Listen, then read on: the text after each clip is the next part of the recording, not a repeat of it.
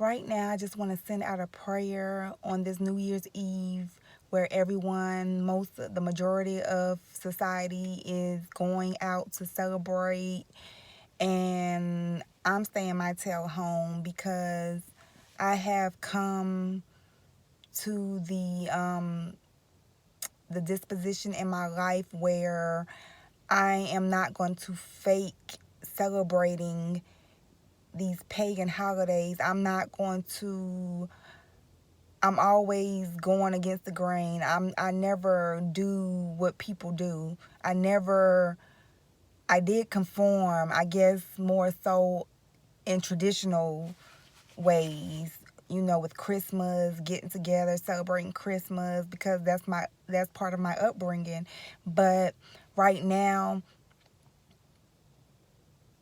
the culture is shifting, the atmosphere is changing. There's there's a major spiritual awakening that a lot of us vessels, that the majority of God's remnants, um, a lot of us, a lot of our spiritual, us as spiritual vessels, we are feeling the shift in the universe. And right now, I'm utilizing like these holiday breaks. I have utilized these holiday breaks, and this 2 weeks, like Thanksgiving break and holiday breaks, I have did things differently. And of course, people, like family has transitioned, so we don't have, it's not the same. So everybody is finding their own traditions, and it's just a transition in the way that people think, in the way that things are happening. So when you see death is happening, I'll call it transition. My granddad transitioned February of this year. So it's kind of like I'm coming back around to that season. So there was a season where I was like it was a transitional season where I transitioned into independence, into having my own autonomy. And it was a necessary shift. The transitional atmosphere showed that as my granddad transitioned, my life transitioned. It was a very much seasonal transition that had to happen, had to take place for things to move, for my mentality to change, for me to leave my ex, because I got into it with my ex around, I was with him last New Year's, and I was in the club. I was wearing what he wanted me to wear, and it was like we didn't go into it. We went to church and we went to New Year's in arguments. That way I knew that he was not for me. He was a karmic. He was a karmic mate that fueled me to minister, to walk in my purpose, my calling, to get over my fears and to be obedient, and using this as my platform to really radiate my gifts of intercession. And I pray right now that everyone will be safe. I know that it's inevitable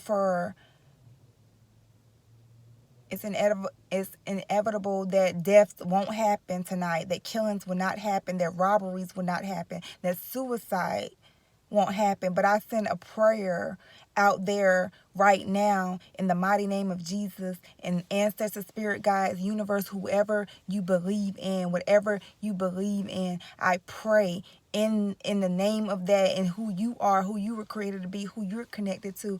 I pray that you will be protected, you will be spiritually, divinely protected right now, going into this New Year's where everybody is out there drinking, driving, getting lit, doing worldly things that just only to do it because it's a trend. It's has always been the trend for people to celebrate New Year's as it is like a new life, new reality, but we're still going to be in this position. We're still going to feel we're not gonna, just because the year is changing don't mean we're changing. We had to been changing before then. We had to be changing before this new year take place, and that's what I have learned. That's why I'm not celebrating like everybody else. I'm utilizing this year to really be on point, on focus, in solitude, embracing this gift of singleness, really being obedient and doing what God has told me to do years. I'm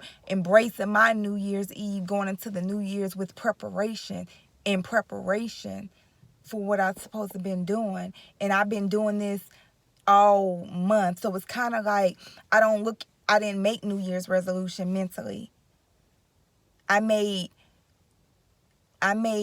daily, I operated in daily discipline and taking it one day at a time and being able to live a life that I have never lived before, being able to do the best that I can with the resources that I had, with the blessings, the divine opportunities, the open doors that God has given me. Because a lot of this stuff I don't deserve, but because of favoritism, because of favor. I don't want to say favoritism, but favors, because of God's favor, because of the calling, the anointing, the oil, the mantle, the assignment on my life. I cannot continue to do the same things the same way. So I've learned in this singleness, in this solitude, because solitude and singleness, it's like solitude can be just embracing it, to just focus, realign, reinvent, recalibrate. That is what solitude is for, because you can be in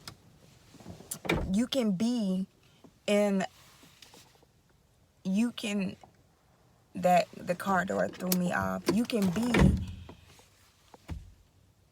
You can embrace solitude when you're in a relationship or marriage. So I'm not going to say solitude as in singleness, but I learned embracing my solitude for years. Even when I was with the wrong in situationships, I was really able to master solitude and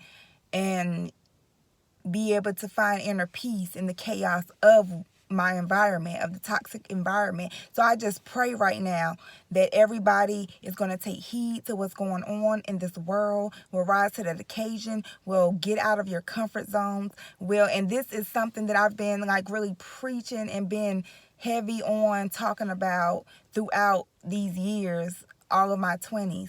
But I pray right now that we can get out of our comfort zones once and for all, that we will be able to create a new reality, that we will overcome identity crisis in the mighty name of Jesus. I'm praying that everyone that is dealing with some type of mental health issues, diseases, childhood trauma, abuse, that they will be able to overcome, that they will find divine resources, divine connections that are going to help them, because we all need help. I pray right now that you would send nothing but divine things, people in the lives of those that are helpless, in the lives of those that cannot function effectively without help. I'm praying for the healing power around this world, around these nations, through diseases, through PTSD, through cancer, I pray that your will be done on earth and everything that will be a purpose for it. But I'm praying that nobody will leave this world without living their God's-given purpose and completing their destiny. I am praying that we will be able to overcome the devil's schemes, overcome the enemy's attacks, overcome demonic entities, overcome those ancestral curses, those generational curses, those hexes, those vexes, those things that are curses, there's been spells that have been put on on us, God. I just pray that we will just be able to overcome by the healing power of you, and in honor of our ancestors. I'm praying that we will be able to walk, activate the DNA within us, and in the mighty name of our ancestors. Because I do believe in our ancestors. I do believe that we can communicate with them, that we are connected with them. That is not voodoo. That is not voodoo for us to connect with our ancestors. That everything that been taken away from us in our history is not voodoo. So I pray that we will be able to, us melanated people, that we will be able to rise up into our true being. We will be able to be free from bondage, free from earthly bondage, free from all mental bondage, spiritual bondage, everything that has been holding us hostage from being our true selves and living in our true natures. I pray against all of those attacks, those strongholds that has been overriding us in our lives right now. God, you know my heart. You know where it goes out to. You know I care for your people. You created me to intercede for your people. So here I am being obedient. Pray that you all receive this prayer. And I love you all. I thank you all. I just pray that you all will have a happy new year, a blessed and prosperous new year, I should say, 2023. Praying that we will just be able to overcome everything, that we are going into the new, that the old has passed and we are about to walk into new.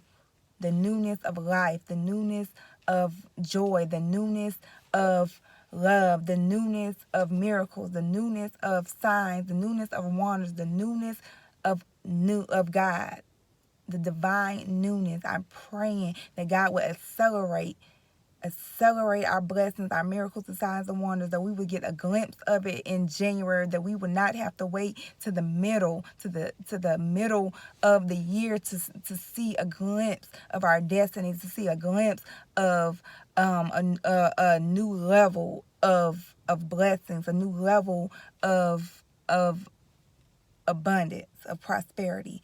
So I love you all. Be safe. Do not drink and drive.